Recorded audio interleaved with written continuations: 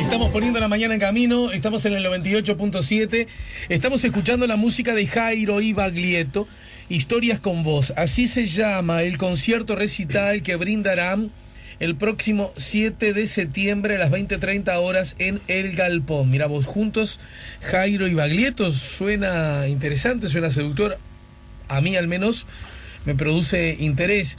Y a propósito, un mensaje que había llegado más temprano a través del 099-894-987 y que tiene que ver con la edad de estos protagonistas. Digo que Jairo tiene 68 años y Baglietto 61.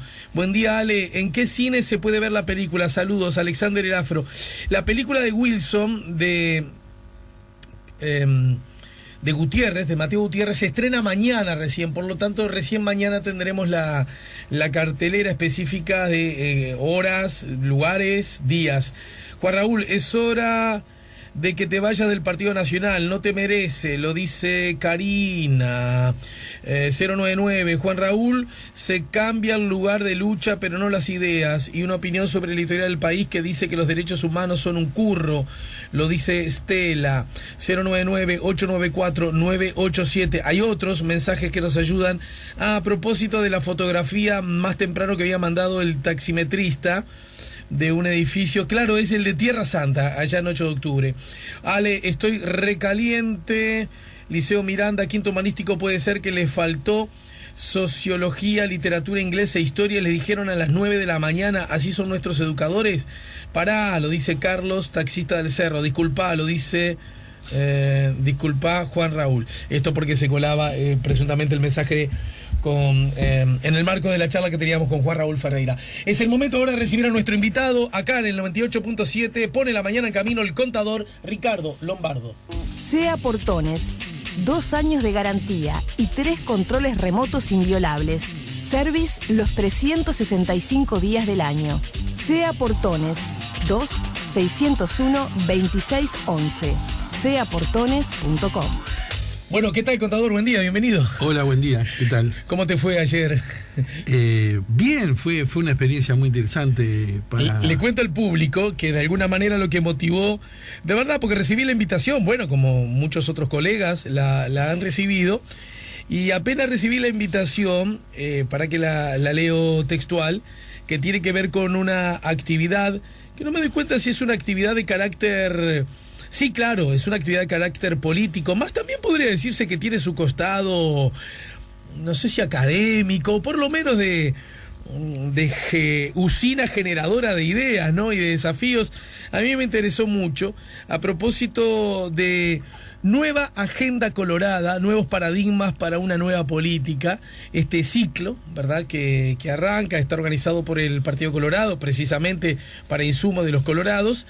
Este ciclo de coloquios que te tuvo ayer como expositor, bajo la consigna de la que hablamos. Bueno, esto ocurrió en la Casa del Partido, ¿no es cierto? En Martínez Tregua. Tirame algunos titulares y en todo caso empezamos a desmenuzar más adelante. Efectivamente es una actividad académico-política. Bien, bien. Por ejemplo, uno de los comentaristas ayer fue el sociólogo Enrique Galiquio, que no es un hombre del Partido Colorado, es un hombre del CLAE y consultor de Naciones Unidas, que los invitamos para participar de esto.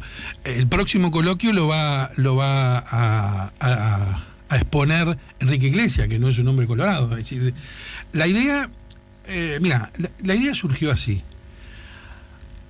Vos sabés que hace años que yo estoy apartado de la actividad política. Años, casi décadas, ¿no? Mi última participación política fue hace 19 años, para que tengas una idea. ¿Hiciste la torre y te fuiste? Sí, no, hice mucho más que la torre. Estoy haciendo una picardía. Es lo que sí, por eso yo te respondo con otra picardía. Pará, vos no tenés por qué saberlo. Yo soy de los pro torre cuando había que hacerlo, ¿eh? Claro.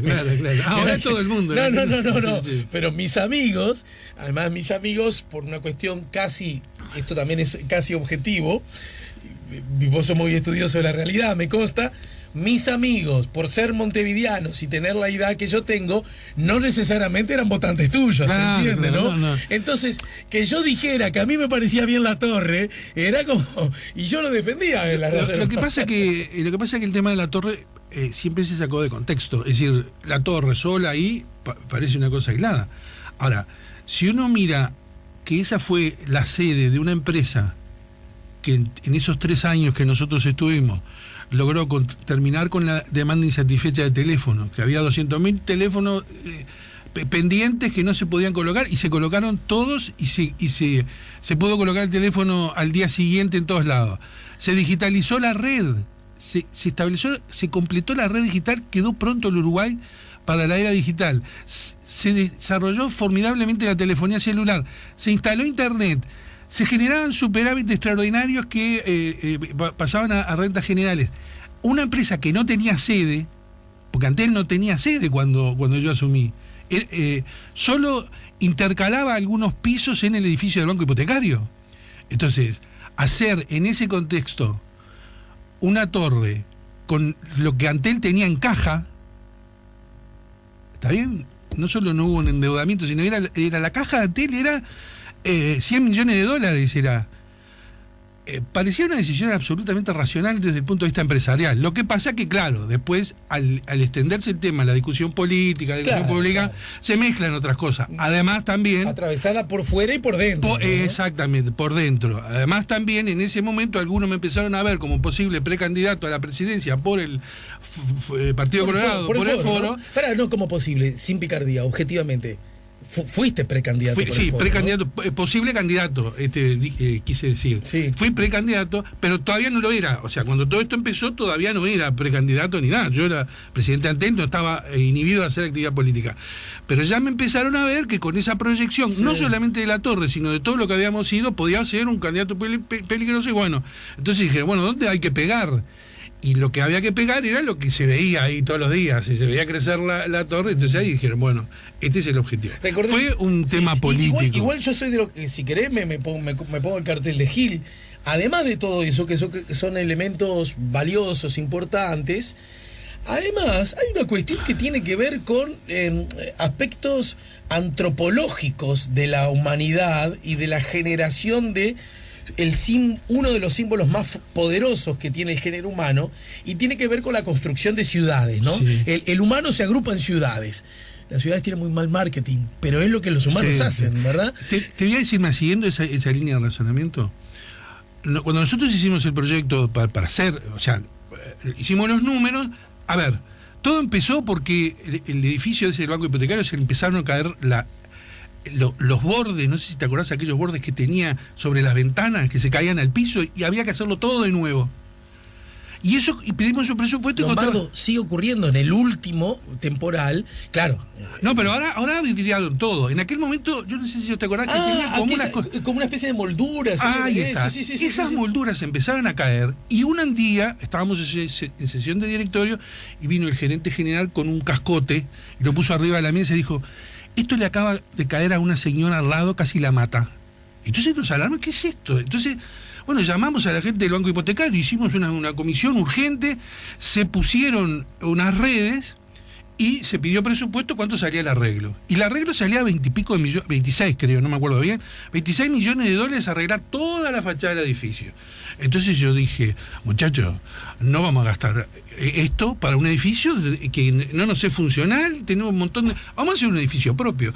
Y ahí nació la idea de encontramos ese predio que estaba libre de Antel, y bueno, y ahí sigue el proceso. O sea, fue una decisión desde el punto de vista de la racionalidad empresarial inobjetable. Uh-huh. Pero claro, había temas políticos involucrados, y bueno, y esos son los que... pero también, en esa lógica, lo que uno no tiene que esperar de los políticos es que no hagan política. Claro, ¿verdad? Claro. Sin embargo, curiosamente, parece que rinde bastante, nos enseñan los politólogos, los que estudian, por lo menos en nuestro país, rinde bastante, paga bien, cuando el político aparentemente en el discurso dice que no hace política. Es una cuestión ahí de carácter psicológico que alguna vez vamos a tener que superar como sociedad, lo digo convencido, ¿no?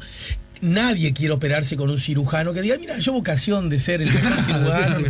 Cambia un político y dice, no, a mí mucho no me interesa. Vos sabés que me interesa este tipo. No, es un outsider. Claro, mirá vos, qué poca. ¿no? Bueno, a mí a eso me asusta. A mí me gusta el que me dice, yo quiero, me preparo, estudio y creo que tengo condiciones. Después yo, que soy el soberano, veré si me convence y si no me convence, dentro de 5 años le quito lo que le di. Está bien, así como funciona. Ahora, en ese contexto, también convengamos, para que no quede que, bueno, si este asunto estuvo atravesado también por lógicas políticas, por tensiones políticas, en buena medida legítimas y previsibles, era también porque vos legítimamente también hacías política y tenías ambiciones, en el lindo sentido de la palabra. Sí, a ver, yo provenía del ámbito político, o sea, yo cuando fui designado presidente de Antel, no fui designado presidente de Antel porque fuera el gran empresario de las telecomunicaciones de América. No, era porque yo había sido diputado, había sido senador, y tenía formación empresarial y administrativa como para poder administrar una empresa del Estado. O sea que yo no fui presidente de Antel porque fuera un tecnócrata absoluto. Es lo que suele ocurrir. Claro, en esa visión uno tiene que hacer las cosas bien. O sea, no por ser político puede tolerar generar déficit cuantiosos porque hay que cumplir con... No, hay que administrar bien. ¿Me estás hablando de Sendica? No, no quise aludirlo, pero inevitable la referencia a hablar de déficit cuantiosos. Pero es la verdad, es decir, uno tiene que tratar de hacer las cosas, tanto las inversiones como las tarifas, tienen que tener una racionalidad económica, una racionalidad administrativa, si no, es absurdo. Por más que al ser empresas públicas tienen que también tener un contenido público, político. Ahora, el tema es que en ese momento, cuando se desencadenó toda esa campaña, esa operación política contra mí, digamos, yo estaba, todavía no, o sea, se generó solo. Empezó a aparecer gente que decía, este es nuestro candidato, y los otros que decían, no, si este es el candidato hay que pegarle. Y yo estaba en mi tarea.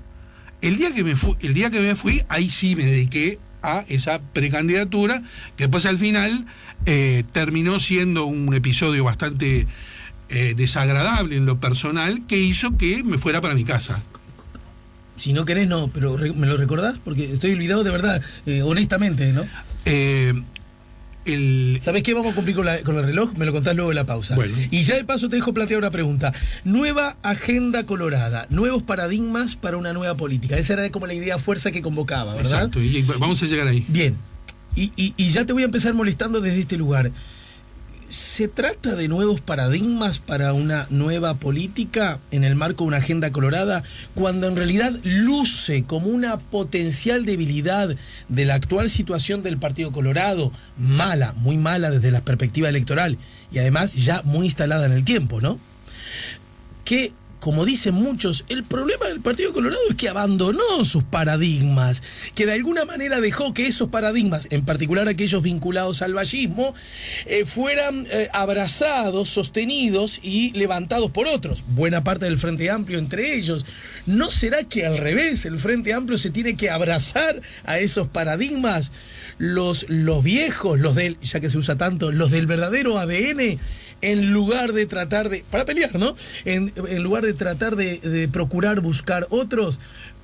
Esas dos cosas las vemos luego de la pausa, ¿sí? Dale. Y el café también. Estamos poniendo la mañana en camino, acá en el 98.7. Ayer la vi paseando por Corrientes, gastaba la vereda con su andar, mezcla de Chaplin y Marilyn Monroe, mezcla de inocencia y fatalidad. Los ojos vidrio rojo, la cara marfil, los cables conectados con el... Estamos poniendo la mañana en camino, estamos en el 98.7, seguimos conversando con el contador Ricardo Lombardo. Salió el tema de la Torre de Antel y en ese contexto, bueno, de aquella disputa interna a propósito de quién podría ser el candidato del Foro Vallista, ¿no es cierto? Sí. Y dijiste que hubo un incidente que te obligó a irte a tu casa. Honestamente yo te dije que no lo recordabas y bueno, contalo.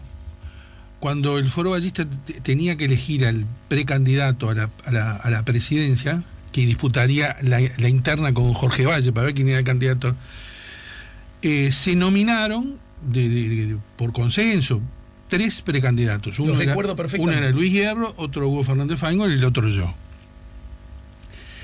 Y bueno, no se resolvió de la manera que estaba prevista.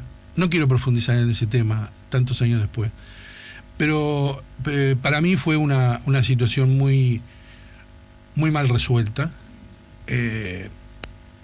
Los resultados previos marcaban claramente una victoria mía cómoda, pero hubo después algún manejo, algún dedazo, algún verticalazo que hizo que las cosas se dieran vuelta, y entonces a mí me molestó mucho. Me sentí... Un dedazo de Sanguinetti, imagino. Porque me sentí traicionado, me sentí que sentí que dejaba de pertenecer. O sea, no era perder estaba, sino la forma, cómo se había hecho. Entonces, frente a eso, decidí irme para mi casa y... Es decir, decidí el capital político que tenía en ese momento, dejarlo morir. Ajá. Y bueno, empezar el difícil camino de volver a la actividad privada. ¿Y no hubo intentos posteriores de golpear tu puerta? Hubo. Me imagino que hasta en forma, con todo respeto, por favor, que no se malinterprete, bueno, llega un momento en que los grandes titulares medio que se van, los titulares de la cancha, quiero decir, los titulares del equipo.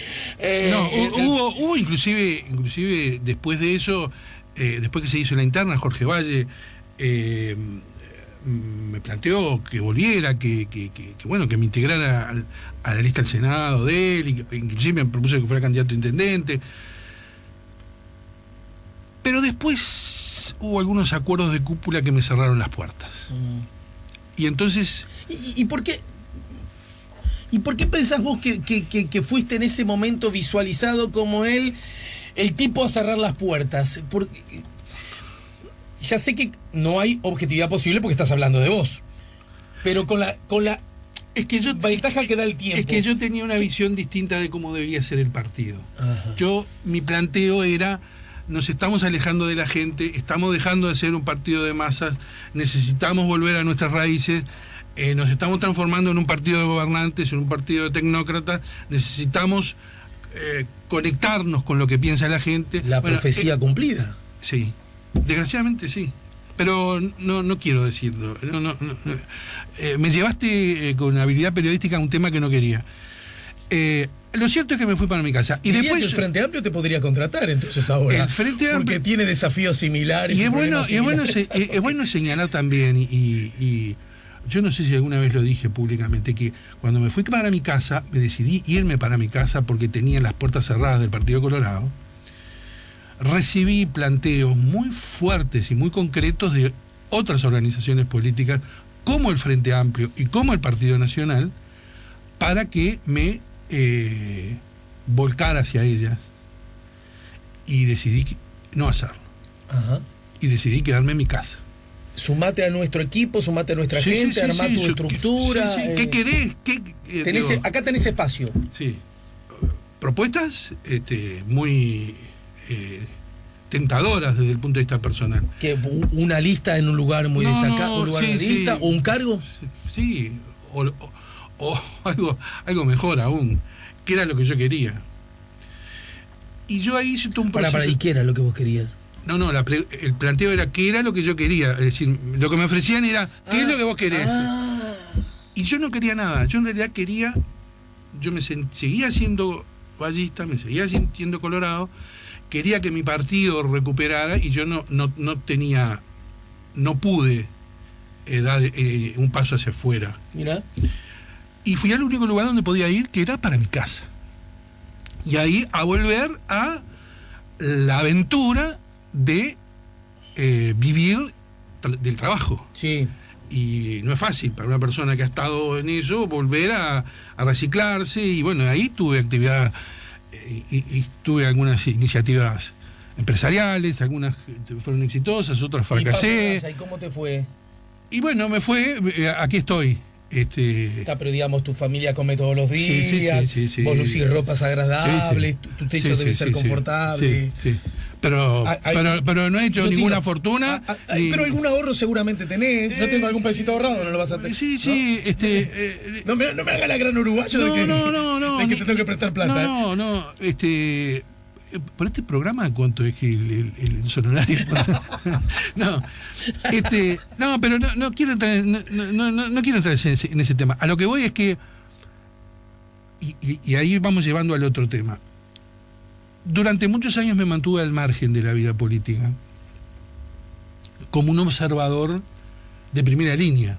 O sea, miraba de afuera, sabía, conociendo cómo funciona, conociendo a los personajes, conociendo los entretelones, pero sin estar adentro. Hace 2 o 3 años, quizás 3 años, yo me jubilé como profesional, y eso me jubilé. Pero no sos tan grande, o... No, lo que pasa es que aparento realmente ser un tipo muy joven. Pero... No, ya tenía edad para jubilarme y me jubilé. Te estoy elogiando mucho, hablé bien de la torre, que no sos tan... Lo que pasa es que en realidad un elogio en esa dirección a vos es funcional a mí. Claro, vamos a enganchar. Si vos seguís joven, yo mucho más joven voy a ser. No, decía que... Yo empecé a hacer periodismo a los 16 años. En el viejo diario El Día empecé a trabajar como periodista y trabajé durante 20 años como periodista. Desarrollé el oficio periodístico como quien aprende a andar en bicicleta, ¿viste? Cuando lo aprendés de muy joven, después no te olvidás más y lo haces con una naturalidad. Entonces me decidí empezar a escribir en Facebook una columna. Por hobby, ¿no? Para ver qué pasaba. ¿Sí? Y empecé a escribirla primero cada 2 o 3 días, después se empezó a generar entusiasmo, mucha gente me pidió amistad, me ponían likes, y empecé a escribir todos los días, y empecé a tener cada vez más aceptación, veía que la gente compartía, y entonces casi como un hábito, me levanto, armo el mate y escribo una nota. Ocurrió que por natural vocación y natural formación, el 80% de las notas que escribía eran políticas. Y de eso, la mitad eran críticas hacia lo que estaba pasando en el Partido Colorado, hacia mi partido. Y entonces eso generó que mucha gente del partido empezara a leer esas columnas, y a comentarlas y a hablarme, hasta que al final, en cierto momento, un partido en condiciones muy críticas, me llamaron sus integrantes del Comité Ejecutivo Nacional y me dijeron: Ricardo, leemos tu columna todos los días, nos encanta, nos parece muy bien lo que decís, sos muy desafiante, ¿por qué no venís acá e instrumentás lo que estás pregonando? Que era justamente la necesidad de incorporar nuevos paradigmas para hacer una nueva política, que el Partido Colorado necesitaba hacer una nueva agenda. Entonces, bueno, en un proceso que duró unos meses, al final... ¿Cuánto hace de ese ofrecimiento? No, el primer ofrecimiento me lo hizo el anterior secretario general Germán Cardoso en noviembre del año pasado, que ahí empezamos a avanzar en ese tema. Yo tuve una pequeña dificultad personal, tuve que interrumpir el avance, porque si no hubiera empezado antes. Y ahora, cuando asumió Adrián Peña, el nuevo secretario general, bueno, me llamó y me dijo: mira, Ricardo, uno de los pilares que quiero de la gestión es lo que vos estás proponiendo para renovar el discurso y para renovar la agenda. Entonces ahí le propuse hacer un ciclo de coloquios cuyo objetivo es tirar los nuevos temas de la agenda sobre el escritorio. Y ayer hicimos la primera jornada, que ayer, dado que era la primera jornada, el expositor fui yo mismo. Entiendo. La próxima, por ejemplo, va a ser Enrique Iglesias. Ya tenemos programando una serie de coloquios de aquí a fin de año, y vamos a seguir el año que viene. Ya algunos con cierto espíritu de abanico, por lo que veo. De abanico, y sobre todo rupturistas. Rupturistas en el cabal sentido de la palabra. Porque yo creo, y ahora vamos a la segunda parte de la pregunta que dejaste colgada hoy. El tema del paradigma, del nuevo paradigma. ¿Qué es un paradigma? El paradigma es un conjunto de prácticas, de valores, de creencias que hay en cierto momento en base a cierta ideología. de pronto una innovación tecnológica, un descubrimiento, una guerra, una catástrofe, rompe ese paradigma y se pasa a otro paradigma con otros valores, otras creencias y otros mecanismos de valoración. Eso es el paradigma, y eso es la ruptura de paradigma. Cada tanto aparecen elementos. Yo ayer ponía, el elemento más conocido es la invención de la imprenta por parte de Gutenberg, que hizo que la sociedad medieval, que estaba cerrada y que estaba en control de la Iglesia Católica en los monasterios, que eran donde dominaban el conocimiento, hizo que a través de la imprenta se empezara a divulgar entre las personas no religiosas la cultura romana y griega que tenían atesoradas la Iglesia Católica y que controlaba el mundo. Claro, porque el soporte, ahora un papel en el que había letras, y podía ser leído por cualquiera. Exactamente. Digamos. Entonces, cada tanto se producen rupturas de paradigma. Por ejemplo, uno de los ejemplos que puse fue cuando el vallismo, cuando Valle creó el partido de masas a partir de la fundación del Diario del Día, que era el primer diario de masas. 10 años después de la reforma vareliana, donde los uruguayos prácticamente leían, sabían leer, hizo un diario que se vendía a vintén, donde trataban los temas políticos que hasta ese momento estaban reservados a una oligarquía. Eso fue una ruptura de paradigma. Y hubo varias rupturas de paradigma. Por ejemplo, en el 58 ganaron los blancos porque apareció en la radio Transistor, la Espica, y con el famoso Chicotazo, Benito Nardone, logró llegarle al público en el medio del campo y creó el ruralismo, que después salió con Herrera y terminaron ganando la selección. Cada tanto aparecen esas rupturas y yo creo, estoy convencido que hay pero solo con el ánimo de crecer contigo. Nótese que esas rupturas tienen prácticamente un doble denominador común. Primero, la tecnología, ¿verdad? Exacto, el avance tecnológico, ¿no? Es decir, la creación humana que permite que algo que era para pocos ahora sea. Y en particular la tecnología vinculada a lo que podríamos llamar medios de comunicación. Exactamente. También hay otros tipos de paradigma que hay que meter en eso. Por ejemplo, en la década de los 60 y 70, el paradigma era la Guerra Fría. Por eso el Partido Colorado se dividió.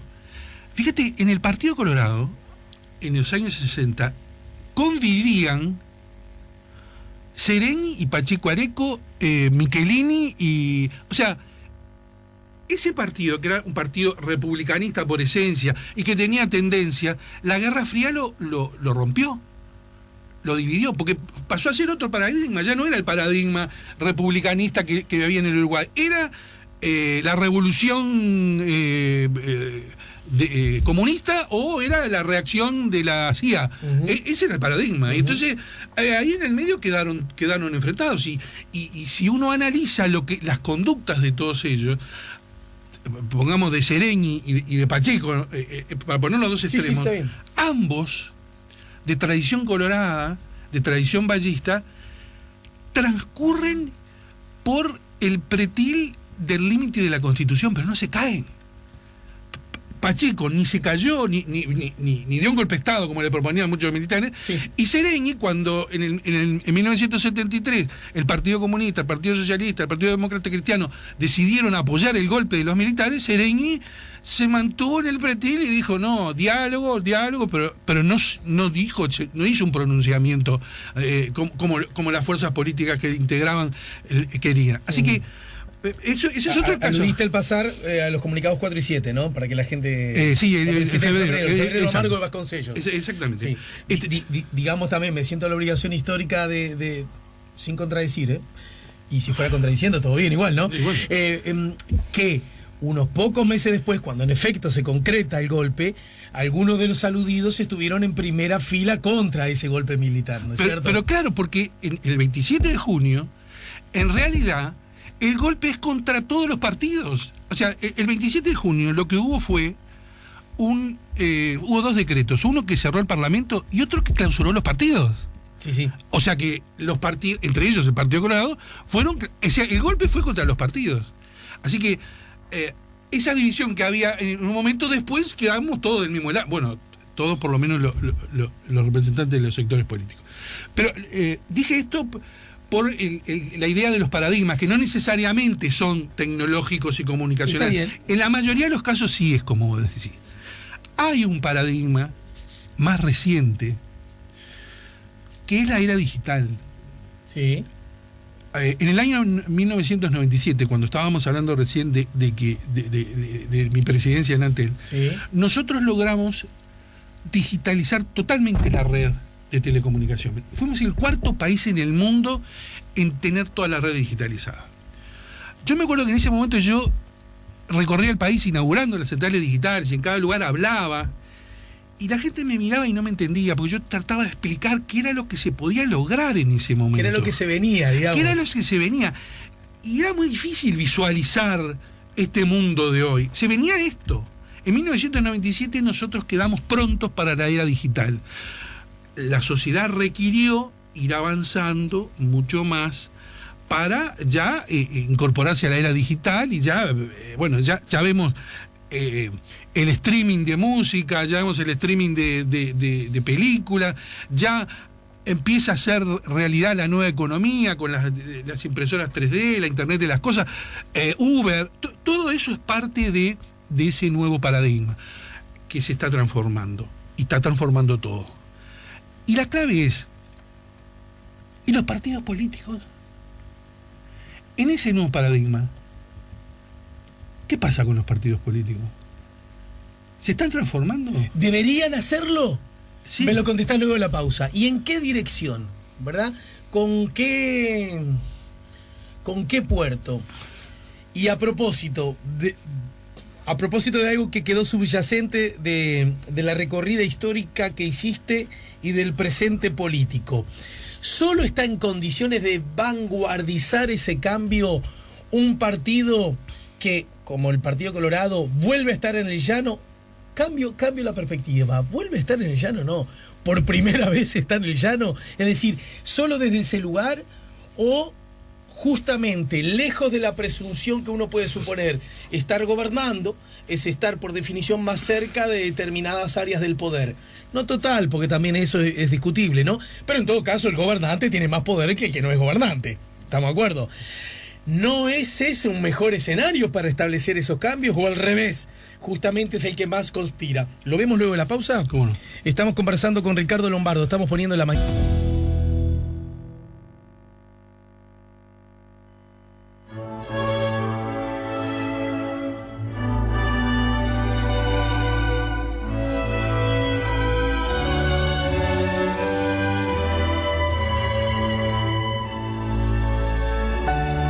Tantas veces me mataron, tantas veces me morí, sin embargo estoy aquí resucitando.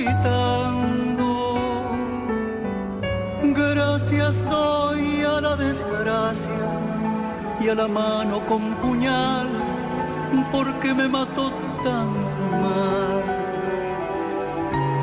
Y seguí cantando.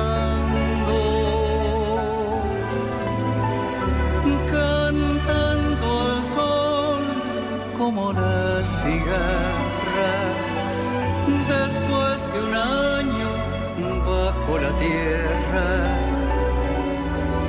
igual que sobreviviente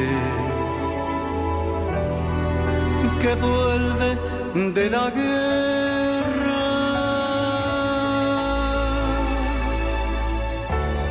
Tantas veces me borraron, tantas desaparecí, a mi propio entierro fui solo y llorando.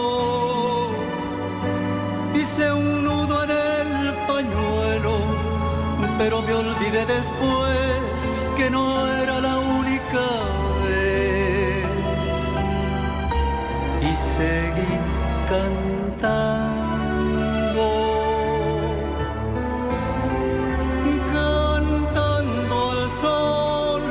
Como la cigarra, después de un año bajo la tierra, igual que sobreviviente que vuelve de la guerra.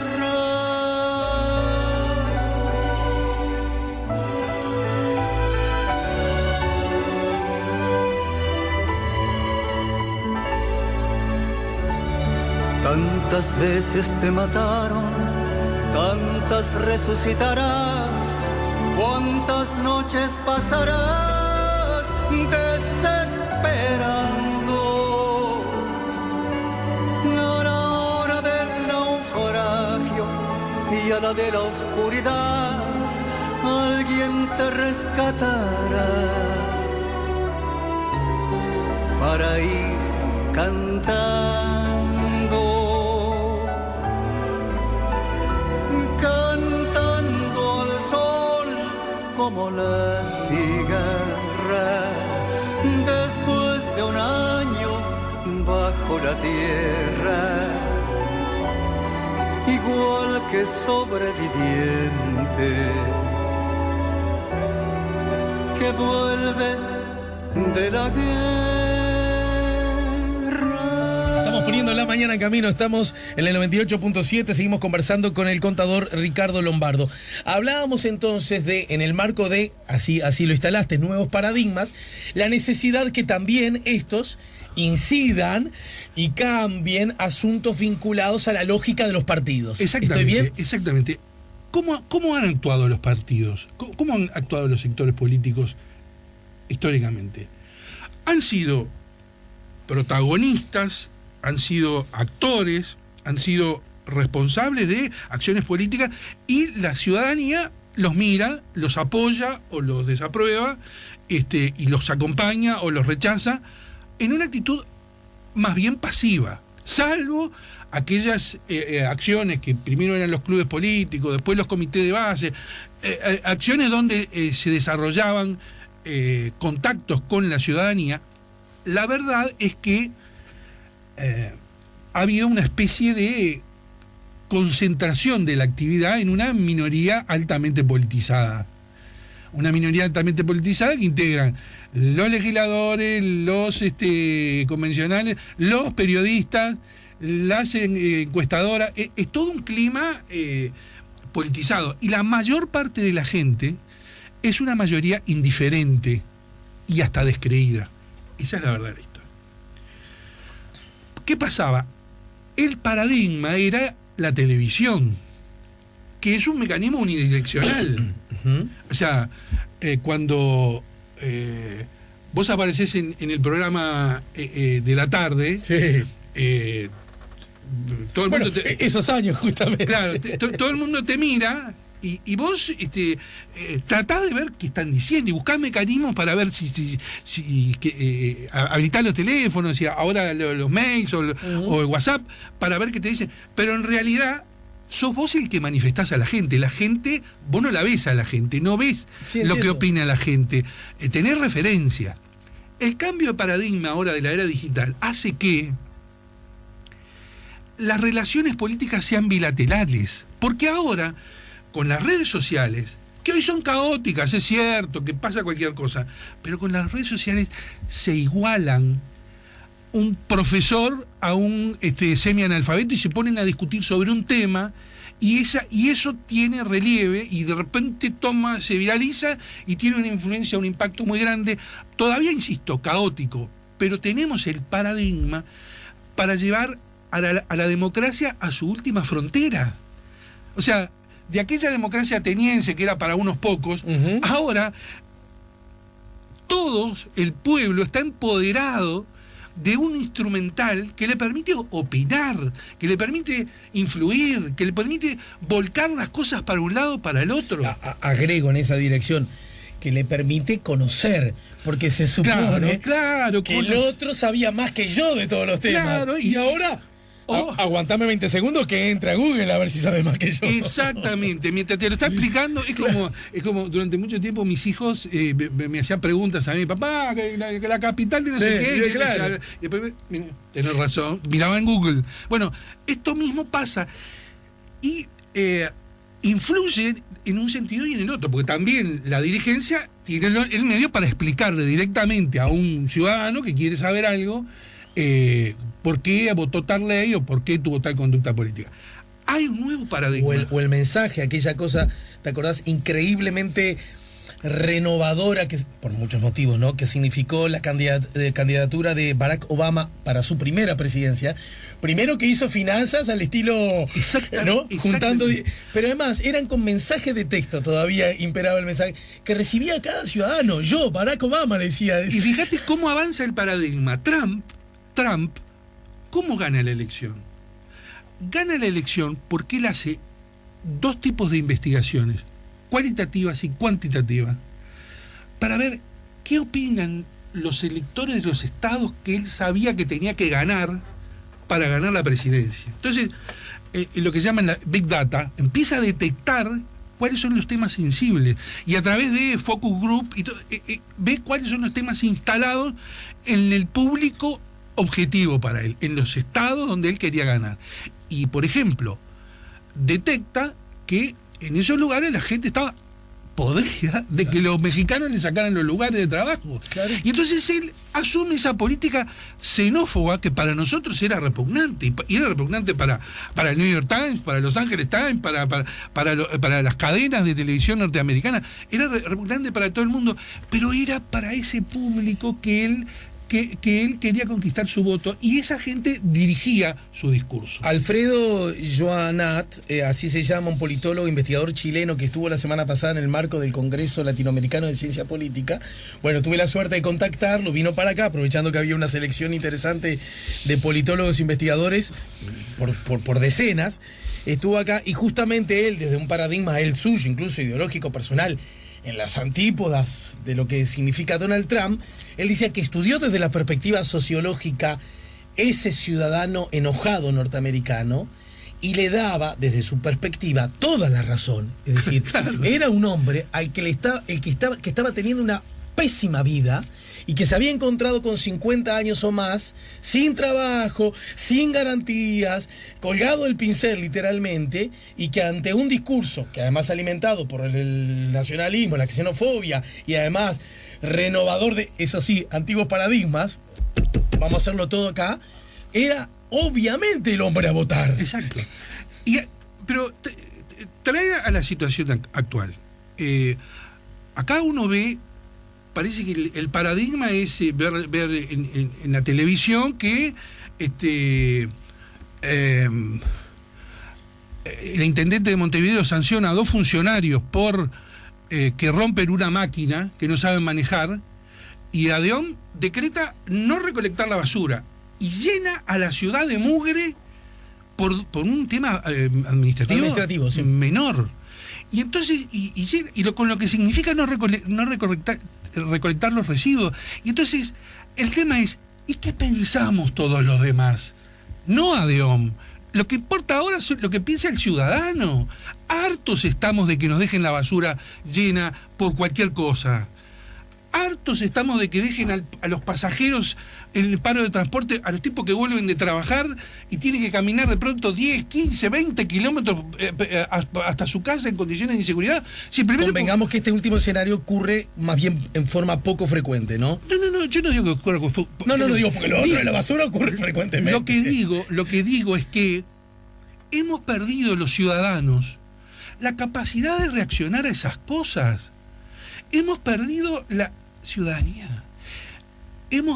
Estas políticas, y perdón si ahora me pongo muy subjetivo, estas políticas, la política sociales, la política educativa y la política de seguridad, han destruido ciudadanía, han destruido la posibilidad de que los ciudadanos reaccionen, sean algo. Las políticas asistencialistas lo que hacen es decirle a los pobres, Vos seguís siendo pobre, que yo te sigo pagando, no te preocupes, no te recuperes. La política de seguridad, le dicen a la gente, miren que el que estuvo mal fue el policía que quiso reprimir el robo porque no estaba registrado en no sé qué. Lo que está mal es el robo. Y entonces el subsecretario del Interior, en un episodio muy desgraciado, la imagen, la lectura, la macro lectura, ¿cuál es? El secretario del Interior criticó al policía asesinado porque no estaba cumpliendo con un detalle administrativo. Horrible. Esas cosas, esa pérdida de ciudadanía, ocurren en un momento donde la ciudadanía no reacciona. Hay que analizar bien por qué.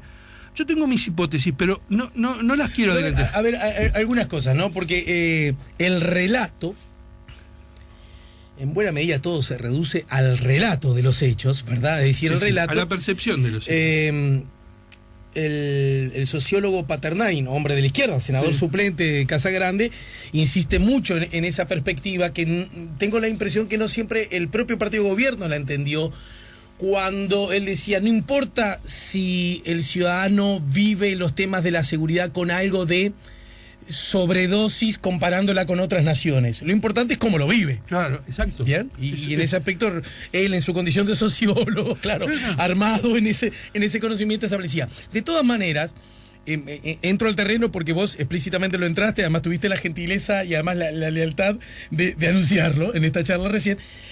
También se puede hacer la otra lectura, mi estimado Ricardo, porque alguien podría decir, no, justamente ciudadanía se convoca cuando un gobierno, me pongo deliberadamente para que sea interesante la charla, logra sacar de la pobreza a inmenso número de personas del Uruguay, déjame terminar, que logra otorgar, consolidar derechos adquiridos que no estaban usando y a sumar derechos a los sectores históricamente postergados. Pienso en los trabajadores y pienso en particular en la política que, entre otras cosas, implica e incluye la negociación colectiva, que logra que a la policía, después de muchos años, se le otorgue mejor presupuesto, mejor formación, que seguramente luce aún como insuficiente, y la discusión no debía centrarse en el policía, sino en el empresario que contrata en negro a un trabajador. Y por eso crees que frente a un episodio como ese, desgraciado, donde matan a un policía, ¿el resultado tiene que ser una denuncia penal al empresario? Es absurdo. Por favor, pongamos las cosas en su lugar. El problema acá es la inseguridad. El empresario se ve obligado a contratar a un tipo en las condiciones que lo contrató porque el Estado no lo protege, porque el Estado no cumple con su deber policíaco de asegurarle la seguridad, y tiene que hacerlo de otra manera. Es decir, ahí volvemos al mismo tema. Bien, hay una cosa que subyace en todo lo que tú planteaste, que es la siguiente. No, lo planteé como ejercicio periodístico, respuesta de... Perfecto. Pero digo, hay una cosa que subyace, es porque es parte del discurso de gobierno y que creo que está equivocado, porque aparte contradice con lo que la izquierda toda su vida dijo. Por ejemplo, la reducción de la pobreza. La izquierda siempre dijo que lo importante era lo que se llama pobreza relativa, no la pobreza absoluta. Y es cierto, yo también lo digo. O sea, si vos comparás en términos absolutos el Uruguay de la década del 60 con el Uruguay de hoy, en aquel momento era todo el mundo pobre. Porque en términos absolutos hoy estamos todos mucho más arriba, los valores de las cosas valen más. Bienes, servicios, entonces lo importante es la pobreza relativa, la relación de la pobreza con relación a los otros niveles de ingresos, porque es eso lo que se percibe. O sea, hoy un tipo pobre de pronto tiene un celular. ¿Y vos dónde lo metés? ¿En qué categoría lo metés? Pero capaz que no come bien, capaz que no tiene buena vivienda, capaz que anda en un carrito, no se higieniza, pero tiene un celular. O tiene una conexión de cable. Entonces, la pobreza no hay que medirla en los estándares antiguos. Tampoco el Producto Bruto Interno hay que medirlo. Hay otros parámetros que obligan a razonar las cosas de otra manera. Justamente estos son los nuevos paradigmas. El gobierno está mostrando datos de viejos paradigmas. Pero entonces, siguiendo esta lógica, a partir de lo que vos anunciabas, y estamos en el final del encuentro, por hoy, Ricardo, por hoy, vamos arriba, Entonces da la sensación, yo te escucho hablar de los nuevos paradigmas, de los que yo los advertía, más cuando vos los presentabas, como una buena nueva, en el sentido de cierta horizontalidad. Es que es una buena nueva. Ya que estoy terminando, déjame llegar a donde quiero llegar. Bien, pero antes, y resulta que me terminás hablando con las deficiencias legítimas, ¿no? Que vos advertís del gobierno. Pero entonces, papá, entonces todo se arregla cambiando el gobierno. Me lo hubieras dicho de arranque. Más allá de que eso es cierto. El tema de fondo es otro. El tema de fondo es la necesidad que tienen los partidos de reformularse, de reinventarse. Entonces, y ahí llegamos, damos todo el círculo y llegamos a lo de ayer. ¿Quién puede hoy asimilar esos nuevos paradigmas en esa sociedad que obliga a construir ciudadanía y a darle al ciudadano un rol igualitario respecto a la dirigencia? ¿El Frente Amplio? El Frente Amplio tiene hoy una estructura política engranada, tiene una estructura de decisión descomunalmente difícil de mover. Lo estamos viendo en estos días. Sí, en particular con esta decisión del Tribunal de Conducta. Todos sabemos que sus orígenes es una articulación tan compleja que le cuesta mucho moverse hacia un lado o hacia el otro. Así que no creo que el Frente Amplio lo pueda hacer. El Partido Nacional está como congelado. Todos los días le ven las encuestas. El desafiante, digamos, ¿no? Le las encuestas y dice, no hagan ola, muchachos, así seguimos, ganamos. Entonces vos ves, el Partido Nacional está congelado, no hace una propuesta, es todo el statu quo. El Partido Colorado, en cambio, está en un muy mal momento. Yo ayer decía, estamos como la tierra después de la cosecha, ¿viste? Después de la cosecha queda la tierra, está toda revuelta, hay pedazos de hay malezas, pedazos de paja, es toda una cosa, pero es tierra fértil. Y basta tirar semillas para que crezca rápido. Y en esa semilla, en esa tierra, fue donde creció el republicanismo en el Uruguay, que es el mecanismo, es el camino para enfrentar este neocorporativismo que se ha ido generando a raíz de los gobiernos frente amplistas.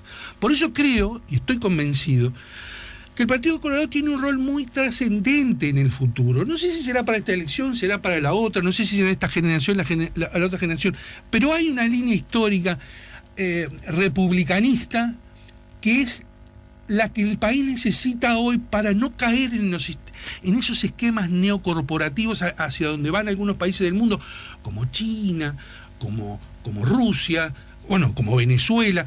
Necesitamos construir ciudadanía. Por eso insistía yo en la necesidad de que el ciudadano tome conciencia de que es un ciudadano. Y para terminar, si me permitís, hace poco tiempo, en el semanario Voces, Enir Sartú escribió un artículo que decía la agonía del Partido Colorado. Y se preguntaba en uno de sus párrafos, ¿para qué sería necesario un Partido Colorado hoy? Para eso, para recuperar la república, para impulsar el republicanismo. Este es el partido del republicanismo. Y este es el partido que hoy está en condiciones de asumir esa bandera. Por eso es este ciclo. Yo personalmente estoy tan convencido de esto que me he puesto he decidido volver, después de tantos años, a hacer, como decías vos al principio, una actividad académico-política, pero estoy convencido de estas ideas y de llevarlas adelante. ¿Esto puede anunciar? No. Que... No. ni hago la pregunta. Ni nada. Bien. Te voy a pelear en el final. Así que hay que temerle a Rusia, China y que Uruguay se parezca a... Esto no es viejo ya, Ricardo. No. Ojo con Rusia, ojo con China. Ya nos escuchó muchas veces. No, pero eso. No tiene nada que ver con lo que estás diciendo. Esto era la época del comunismo, etc. Sí. Acá estoy hablando de otra cosa. Neocorporativismo allá. Estaba hablando y acá también. Y bueno, ¿y yo qué culpa tengo si los chinos desarrollan su economía y los grandes millonarios son las personas vinculadas al Partido Comunista Chino? Y resulta que tenemos un gran crecimiento de la economía. ¿Y yo qué culpa tengo si en Rusia se desarticula? ¿Y los grandes millonarios son del Frente Amplio acá? Bueno, pero no vas a desconocer que hay unos sectores, hay una especie de oligarquía político, empresarial, sindical, que está controlando buena parte de las cosas, o no, o yo estoy viviendo en otro país, o los negocios con Venezuela no los ha asumido la comisión una empresa vinculada a los sectores políticos, o los temas del boleto capitalino no están vinculados, por favor, no nos engañemos, hay un sistema neocorporativista que vincula empresas, sindicatos y poder político, y que esa es una estructura de poder cada vez más fuerte, y el ciudadano está cada vez más lejos de eso. A eso estoy diciendo. Y no me puedo decir que no existe esto que estoy diciendo. Eso es clarísimo. Vamos a entender, por ejemplo, la baja del boleto montevideano. ¿A quién benefició? La baja ahora con la compra a través de las redes, digamos. Sí, la baja del precio. ¿A quién benefició? ¿A quién benefició? Benefició a las empresas de transporte. Porque quieren vender más boletos, pero van a recibir la misma cantidad de plata porque el subsidio aumenta. O sea... No... Pero cuando se aumentó, yo recuerdo que desde la oposición decía, ¿cómo aumentar algo que se usa menos? Obviamente se va a comprar menos de eso que aumenta. Es otra cosa. Y ahora cuando se baja... No. Ahora cuando se baja... A ver, seguime el razonamiento. Si bajas el precio del boleto, ¿para qué? Para que se venda más. Me parece perfecto. Sí. Me parece perfecto. Es un razonamiento de mercado, ¿no? Sí. Pero ocurre que hay un subsidio que la Intendencia ofrece, paga a las empresas transportistas, que es independiente del precio del mercado, que depende de los costos. Entonces, si hay determinados costos y yo bajo el precio del mercado, lo que aumento es el subsidio. Entonces, esto genera más venta de boleto y más subsidio. Entonces, estas cosas son... la ciudadanía no las conoce, la ciudadanía no las discute. No, el subsidio en el transporte... Bueno, es rico hablar contigo porque saltan muchas cosas. El subsidio en el transporte es algo que no existe en Montevideo solo, ¿verdad? El subsidio, el transporte en muchos lugares del mundo. Ese es el mismo razonamiento que me reprochaste hoy. Yo te hablé de China y... No luce como una novedad que inventó el Frente Amplio, ¿no? Pero no... Sí, la inventó el Frente Amplio. No, la inventó el Frente Amplio. En el mundo, quiero decir. Pero acá en Montevideo lo inventó el Frente Amplio. Sí. Pero a lo que voy es a que el subsidio fue, creo que en una administración de Tabaré Vázquez como intendente, que fue que se aprobó el subsidio. La primera, del 90. Creo que fue ahí. Pero se estableció un cierto mecanismo para que el subsidio permitiera abaratar el costo a los usuarios. Pero esto que se hizo ahora, en realidad es un aumento del subsidio encubierto. Es para que vendan más boletos, es para que las empresas vendan más boletos y cobren más subsidio, porque la diferencia es mayor. Entonces, a lo que voy es que cuando yo estoy hablando del neocorporativismo, estoy hablando de muchas cosas, muchas conexiones de poder que la ciudadanía necesita conocer, necesita transparentarse, necesita... en esta era digital, en esta era donde todos tenemos que saber todo, necesitamos un poquito más transparente y no ir yendo hacia ese neocorporativismo. Eso es lo que yo llamo neocorporativismo. Es un esquema, digamos, la Italia de Mussolini funcionaba así, con las empresas privadas vinculadas a los sindicatos y al Estado. Y entonces el ciudadano común dependía de todo ese aparato monumental y quedaba desguarnecido. Bueno, y esto está haciendo algo parecido. Por eso no digo que sea fascismo, como dicen algunos. Pero el sistema económico tiene dosis neocorporativista. Bueno, te agradezco mucho la visita, Ricardo. Tanto te agradezco que me dan ganas de seguir conversando contigo, lo que ameritará próximos encuentros. Con gusto, yo también me he sentido muy cómodo. Bueno, vamos arriba. Señores, nos vamos a la pausa. Se me amontona la permina. Si tuvieras en mi cabeza, verías como las preguntas en malón, de un lado y de otro, se amontonan. Por algo hablamos en la tanda, para ver quién pasa primero por la puerta. Y yo les estoy diciendo, muchachas, tranquilas, porque no pasa ninguna, porque nos vamos a la tanda, ¿de acuerdo? De acuerdo. Señores, estamos poniendo la mañana en camino al regreso. Buenas nuevas, más nuevas buenas. Vamos a estar conversando con Joaquín Doldán, que es oyente de la mañana en camino. Pero mirá qué curiosidad, nos escucha desde Sevilla, solo que ahora no perdió su silla y vino a montar.